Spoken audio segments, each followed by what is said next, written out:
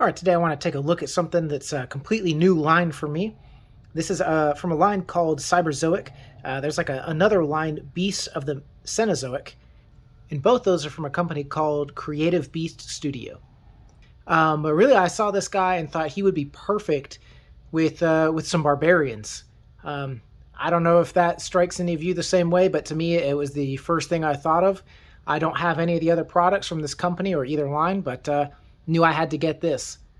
So here's a look at the Smilodon out of package. I already swapped the head on it just because I like this head a little bit more. It's a lot more expressive, ferocious look, much more savage cat look to it. I think it's very sharp. But here we can see the other head sculpt that is included that comes on it. It does have an articulated jaw too, so you can get like that open mouth, kind of roaring mouth look with this traditional head sculpt. It was just a little bit more mild and tame to me, which is a cool look, and it's well done. I liked the little bit more ferocious one. We also get this alternate neck hair piece. You can see this hair piece that's on the nape of his neck here. This one's a little bit more rough here. It's popping out. But a little bit more rough here, sticking up. And this one's a little bit more laid down. We also get these replacement paws with the claws retracted. So I think these are the front paws here with the retracted claws versus these claws here we can see that are like claws out front and back. And there's the back claws with the, or back paws with the claws retracted. And they are marked right and left too to help you keep that straight. This also comes with this card, kind of like a trading card effect. A little bit of a plastic feel to it, but it is like a paper-backed card, just glossy and well done. A little bit of information on the animal itself on the back. Pretty cool little card. And we also get this little bit paper instructions on like how to swap the head and some of the articulation points and whatnot. Cool, that's included. All right, and as far as a good look at the figure, here we go, nice side profile. We'll look at some articulation. We'll start at the bum here. We do have a little, feels like a ball and socket type thing for the tail, so it does go all the way around. We got out. We kind of have a side-to-side swing to it. The rear legs, we don't have a ton of in and out, but there is a little bit of in and out we can get with those legs. Splayed about that much, pushed together about that much. So a little bit. We do have, that's about as far forward as the top section will kick forward. That's about as far back as it'll kick. This first joint here,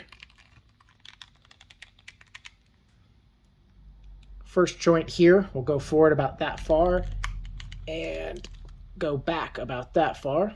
This joint here, got about there and there.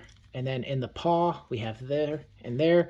And we do actually have a rocker to the paws as well. We have this joint here in his back where we do get a hunch and an extension here.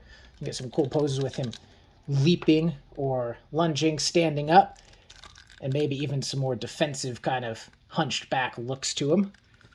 And there is a little bit of like left and right play in there. So you can have him kind of turn in a corner or circling. And the front legs here, similar to the back, there's a little bit of in and out play, but not a lot. So that's about as far out as they'll splay, and that's about as far in as they'll come. He kind of has a very slender profile from the head on. Maybe that's a very feline look, maybe that's accurate, but he is very slender. Front leg, they can go, well, almost all the way around. Right there, about there it gets bound up. But so the front leg can go back about this far, forward all the way around. This joint here, we get straightened out all the way here and bends about there. At this next joint, we get it to bend about there, straighten out about right there. And then the paw, we have an extension here that can come into here.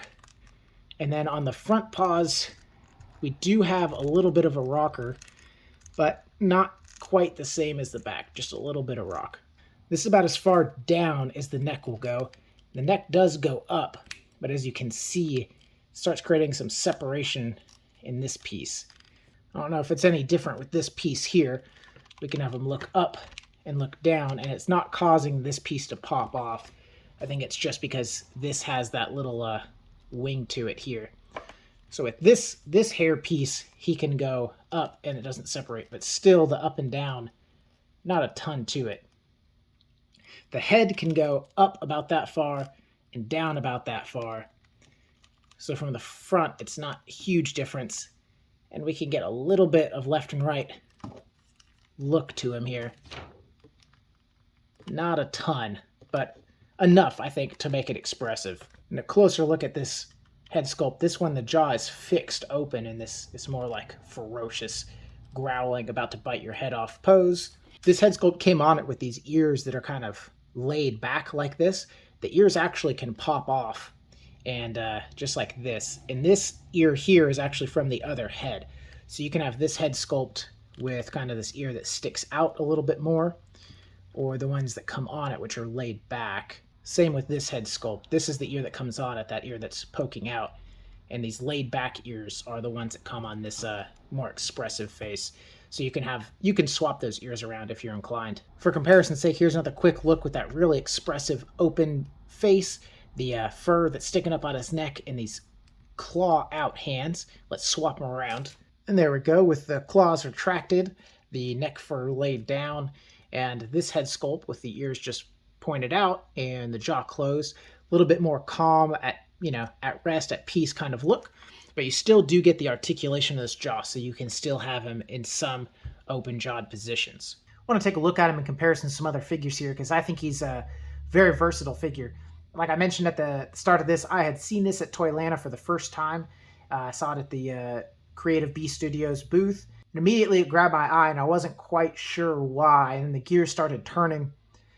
And I realized that I believe this is a very versatile figure. This can go with a lot of different things. And so as we look at here for scale comparisons, I think you'll see, if you agree with me at least, that this fits in aesthetically with a lot of different lines and potentially a lot of different like dioramas or setups you might have. So first here we have the new con exclusive Legendary Barbarian from Mythic Legions on the left, and the Frazetta Girls Tigra from Fire and Ice on the right. And there we can see that like panther that Tigra came with next to the Smilodon. It's not even really close. The Smilodon's almost twice as high as, or twice as tall as that panther there. It is in a much more crouched position. But of course the Smilodon has the benefit of not just being bigger, but more detailed, better paint apps, and is actually articulated. And here we have him with another Mythic Legion Swig on the right, who is waiting oh so patiently in his little timeout corner back there. And this Carnotaurus from Dinosaur Battlefield. I could see the Smilodon fitting in really well with the Dinosaur Battlefield figures as well. Something I really hadn't thought of until I was just looking for some figs to grab off the shelf. And here we have him with a Savage Crucible on the right. That's the new con exclusive for 2025, the Shield de Zera, I think. And on the right, this is a Zesray Studios, one of their combatants. So this guy could even fit in with the Savage Crucible. That whole world itself, seems like this Smilodon would exist in there to me.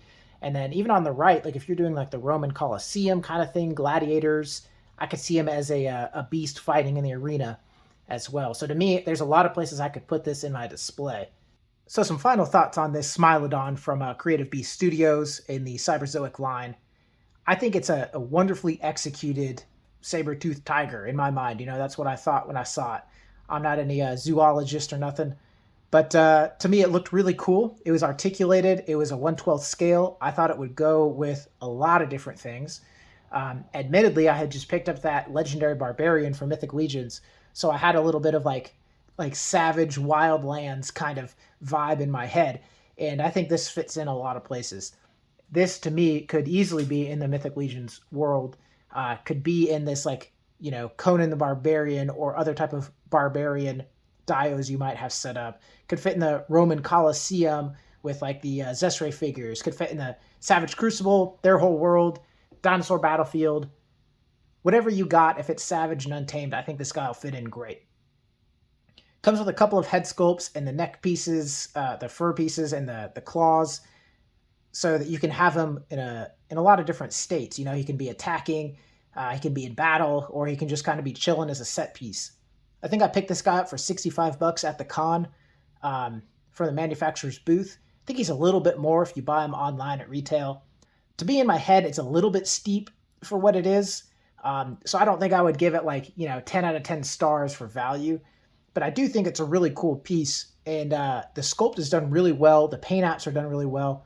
The articulation's pretty nice. That neck piece is a little irritating that it pops off, the one with the extended fur. I did have my eye on some other figures from them, which, as I've said before, if a figure makes you want to look at that line or that manufacturer and makes you want to buy other things from them, I think that's a pretty big win. It kind of speaks about the figure in a broader sense. And this definitely makes me want to look at other figures from Creative Beast Studios.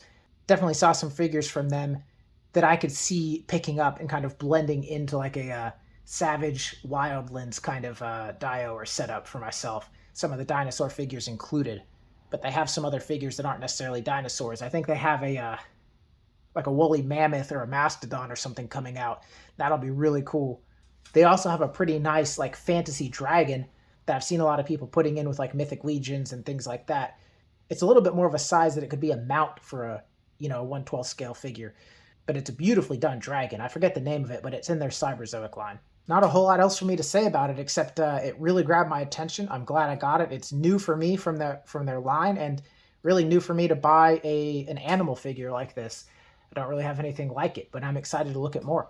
Thank you guys so much for watching. Have a great day.